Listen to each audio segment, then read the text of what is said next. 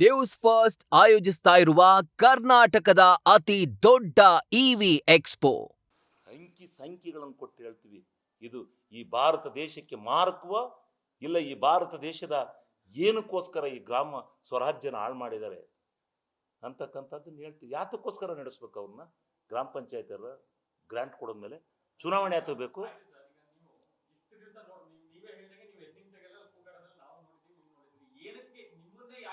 ಅದನ್ನೇ ನಾನು ನಿಮ್ಮನ್ನು ಕೇಳ್ತಾ ಇದ್ದೀನಿ.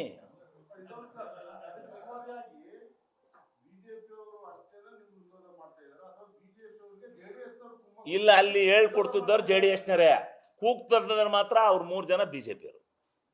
ನಾನು ಎಲ್ಲಾರನ್ನೂ ಹೇಳೋದಿಲ್ಲ, ನಾನು ನೋಡ್ತಲೇ ಇರೀನಲ್ಲ. ಆ ಮೈಕ್ ಹಿಡ್ಕೊಂಡು ಕೂಗ್ತಿದ್ದನು ಸಲ್ಗಾರು, ಆಮೇಲೆ ಅದೆಂಥದ ಕುಣಿತಿದ್ದನು ವೇದವಾಸ್ ಕಾಮತ್ತು, ಅವ 3 ಜನ ಕುಣಿತಿದ್ರು. ಅವರು ಇಬ್ರು ಕಳ್ಳ ಚೋರಿ ಹಾಕಿ ಬಂದಿತ್ತಲ್ಲ, ಈಗ ವಿಡಿಯೋ ಬಂದಿತ್ತಲ್ಲ ಸ್ವಾಮಿ. ಅಲ್ಲ, ನಾನು ಹೇಳೋದು, ಮೊದಲಂತೂ ನಿಮಗೆ ವಿಡಿಯೋ ಸಿಕ್ಕಿರ್ಲಿಲ್ಲ, ನಿಮ್ಗೆ ಯಾರಿಗೂ ಗೊತ್ತಿರ್ಲಿಲ್ಲ ವಿಚಾರ. ಮಾಧ್ಯಮದವರು, ದೃಶ್ಯ ಮಾಧ್ಯಮದವ್ರಿಗೂ ಗೊತ್ತಿರಲ್ಲ, ಫ್ರಂಟ್ ಮಾಧ್ಯಮದವ್ರಿಗೆ ಗೊತ್ತಿದ್ರು ಬೆಂಗಳೂರಿಗೆ ಸೀಮಿತವಾಯ್ತು. ನಾನು ಶಿವಾನಂದ ತಗಡೂರು ಅವರಿಗೆ ರಿಕ್ವೆಸ್ಟ್ ಮಾಡಿದೆ, ನನಗೆ ನ್ಯಾಯ ದೊರಕಿಸ್ಕೊಡಿ ಅಂತೇಳಿ. ಅವರೇ ಬಂದರು ಪ್ರೆಸ್ ಮೀಟಿಗೆ ಬಂದು ಅವರು ಸ್ವತಃ ನೋಡಿದರು. ಅವಾಗ ನಮಗೆ ಈ ವಿಡಿಯೋ ಸಿಕ್ಕಿರಲಿಲ್ಲ. ಇದು ಇತ್ತೀಚೆಗೆ ಆ ವಿಡಿಯೋ ಹೆಂಗೋ ಕ್ರಿಯೇಟ್ ಮಾಡಿ ಯಾರೋ ಪುಣ್ಯಾತ್ಮ, ಅವ್ರು ಯಾರು ಬಿಟ್ಟನೋ ಗೊತ್ತಿಲ್ಲ, ಅದನ್ನೇ ಅಲ್ಲಿ ಮಾತಾಡಿದ್ದನ್ನ ಅದಕ್ಕೆ ಸ್ವಲ್ಪ ಸೌಂಡ್ ಏನೋ ಕೊಟ್ಟು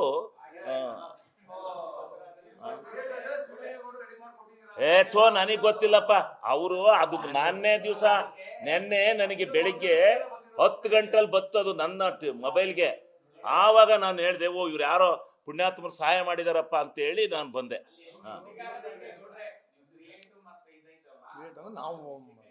ಇಲ್ಲಪ್ಪ, ಅದ್ ನನಗೆ ಗೊತ್ತಿಲ್ಲ. ಅವ್ರು ಕುಣಿತಾ ಇರೋದು, ಅವ್ರು ಅಂದಿರೋದು ಅಲ್ಲಿ ಸ್ವಲ್ಪ ಭಾಗ ತೋರ್ಸ್ಯಾರೆ. ಅಲ್ಲೂ ಸ್ವಚ್ಛವಾಗಿ ಕೇಳ್ತಾ ಇಲ್ಲ. ಅವರು ಕಳ್ಳರ ಕಳ್ಳ ಕಳ್ಳರ ಕಳ್ಳ ಅಂತ ಹಿಂಗೆ ಕುಣಿತಿದ್ರಲ್ಲ, ಅದು ಯಾವುದು ಬಂದಿಲ್ಲ ಅಲ್ಲಿ.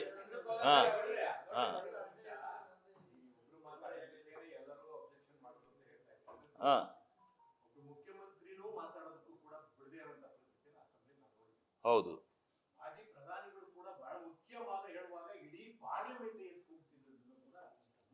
ಹೌದು.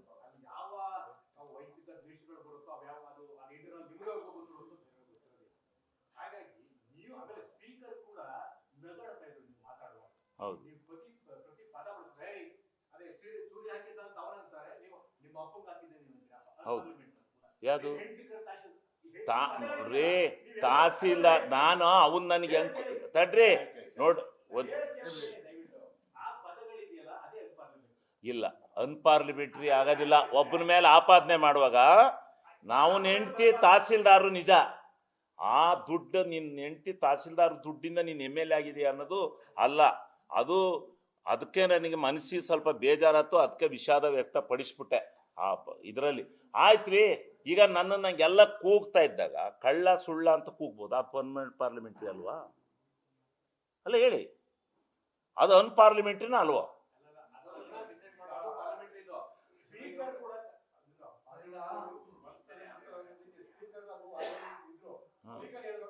ಎಲ್ಲಿ ಅದು ಯಾರಿಗೆ ಮಾತಾಡಕ್ ಬಿಡ್ತಾರ್ರಿ?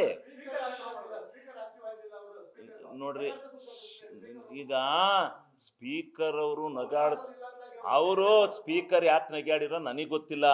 ನಾನು ಹೇಳದ್ ಕೇಳಿ, ಅಲ್ಲಿ ಯಾರನ್ನು ಈ ಸದನದೊಳಗೆ ಈ ಸಾರಿಯ ಯಾರನ್ನೂ ಕಂಟ್ರೋಲ್ ಮಾಡಕ್ಕಾಗಲ್ಲ, ಆ ಪರಿಸ್ಥಿತಿನ ತಲುಪಿದೆ.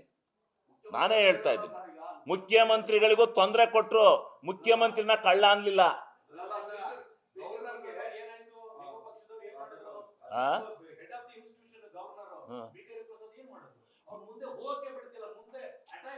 ನೋಡ್ರಿ, BK ಹರಿಪ್ರಸಾದ್ ಅವ್ರನ್ನ ಮತ್ತೊಬ್ಬರನ್ನ ಮಾಡಿದ್ರೆ ಅದು ಯಾರು ತಪ್ಪು ಮಾಡಿದಾರೋ ಅವ್ರಿಗೆ ಹೇಳಿ.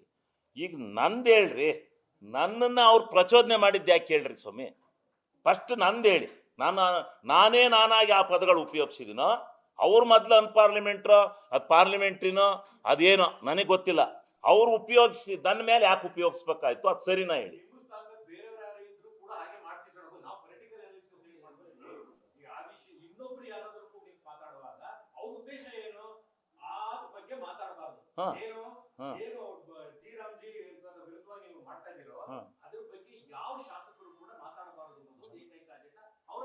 ಇರ್ಬೋದು.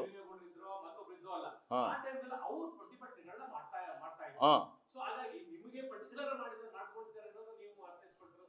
ಅಲ್ಲ ಪರ್ಟಿಕ್ಯುಲರ್ ರೇ ಇದೇನ್ರಿ ನೀವ್ ಹಿಂಗ್ ಹೇಳ್ತೀರಿ ಸ್ವಾಮಿ? ನನ್ನ ಸ್ಪೆಸಿಫಿಕ್ ಆಗಿ ರಾಗಿ ಕಳ್ಳ ಶಿವಲಿಂಗೇಗೌಡ ಕಳ್ಳರ ಕಳ್ಳ ಅಂತ ಕೂಗ್ತಾ ಇರುವಾಗಲ್ವೇ ನೀವು ವೈಯಕ್ತಿಕ ಅಲ್ಲ ಅಂದ್ರೆ ಏನ್ ಮಾಡ್ಬೇಕು ಅಂತ ನಿಮಗೆ ಕೈ ಮುಗಿಬೇಕಪ್ಪ.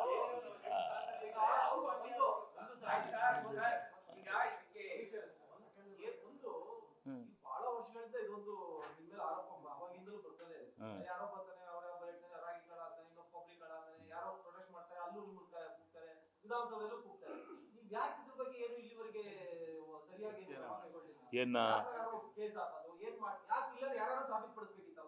ಇಲ್ಲ, ನಾನು ಮಾನನಷ್ಟ ಮೊಕದ್ದಮನು ಒಬ್ಬನಿಗೆ ಹಾಕ್ತೆ, ಇದಕ್ಕೆ ಹಾಕಿದ್ದೆ, ಎಲ್ಲ ಕೊಟ್ಟು ನೋಟಿಸ್ ಕೊಟ್ಟೆ. ನಮ್ಮ ಕಾರ್ಯಕರ್ತರು ಮುಖಂಡರುಗಳು ಇರ್ತಾರಲ್ಲ, ಅಣ್ಣ ಇದು ನಿಮ್ಮ ಮೇಲೆ ಅವ್ರು ಹಾಕೋದು, ಅವ್ರ ಮೇಲೆ ನೀವು ಹಾಕೋದು ಯಾಕೆ ಬೇಕು, ಬೇಡ ಬಿಡೋಣ ಅಂತವೆ.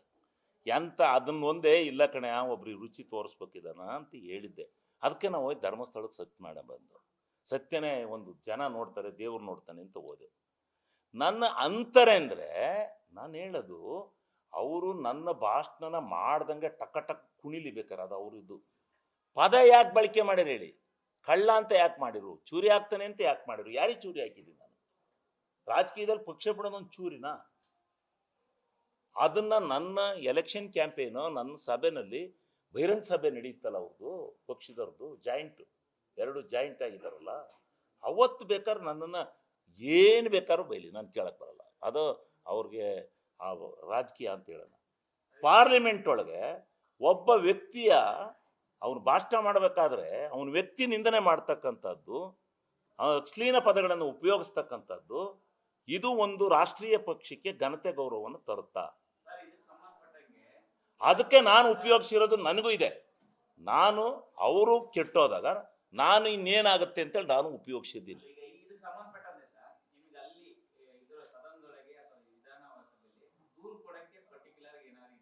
ಯಾರಿಗೆ?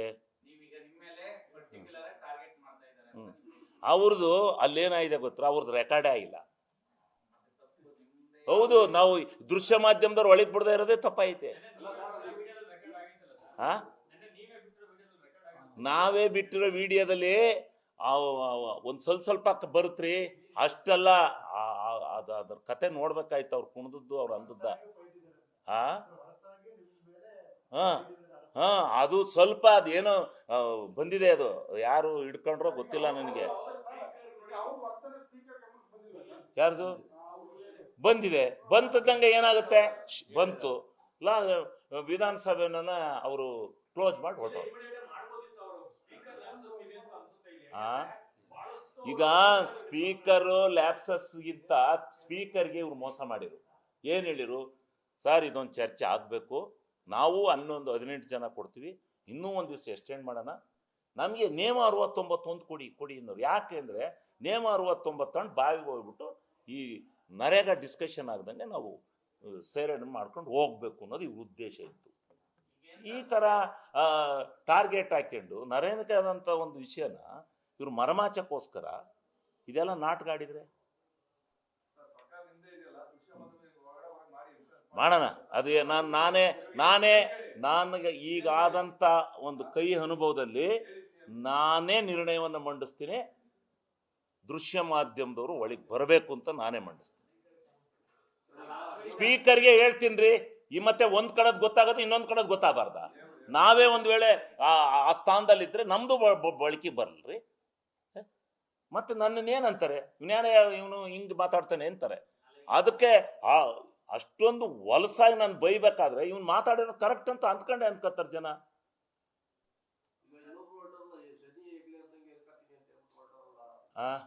ಅಲ್ಲ ಏನು ಈಗ ಶನಿ ಏರ್ದಂಗೆ ಏರದಿರೋದಕ್ಕೆ ನಾನು ಅವ್ರ ಹೆಸರನ್ನೂ ಹೇಳೋಕ್ಕೆ ತಯಾರಾಗಿಲ್ಲ, ಅವರ ವಿಚಾರನೂ ನಾನು ಮಾತಾಡೋಕ್ಕೆ ತಯಾರಾಗಿಲ್ಲ.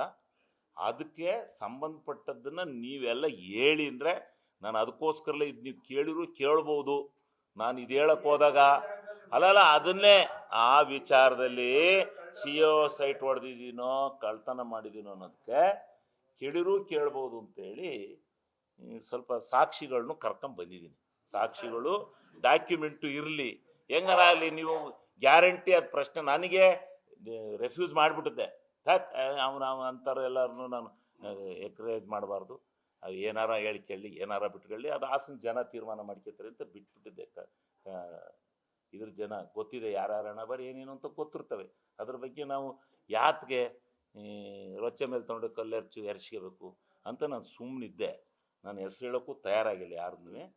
ಆದರೆ ಅದ್ರದ್ದು ಏನು ಮಾಹಿತಿ ಅಂತೇಳಿ ನಿಮ್ಮ ಮಾಧ್ಯಮಗಳಲ್ಲಿ ಅಂದರೆ ಇದು ಅಮೇರಿಕಾದಲ್ಲಿ ಹೋಗುತ್ತೆ. ನನಗೆ ಅಮೇರಿಕಾದಲ್ಲಿ ನನ್ನ ಸ್ನೇಹಿತ ಒಬ್ಬಿದ್ದಾನೆ ಜಯಕುಮಾರ್ ಅಂತ, ಅವನು ಫೋನ್ ಮಾಡಿದ, ಏನಣ್ಣ ನೀನು ಯಾವುದೋ ನಿನ್ನ ಮನೆ ಸೈಟಲ್ಲಿ ಐತಂತಲ್ಲಣ್ಣ ಅಂತ. ಅದಕ್ಕೆ ಇಲ್ಲಪ್ಪ ಅಂತ ಹೇಳಿ ನಾನು ಅದು ಏನು ಕತೆ ಅಂತ ಹೇಳೋಕ್ಕೋಸ್ಕರ ನಾನು ಇಲ್ಲಿ ನ್ಯೂಸ್ ಫಸ್ಟ್ ನಿರ್ಭೀತಿಯಿಂದ ನಿಮ್ಮ ಪರವಾಗಿ.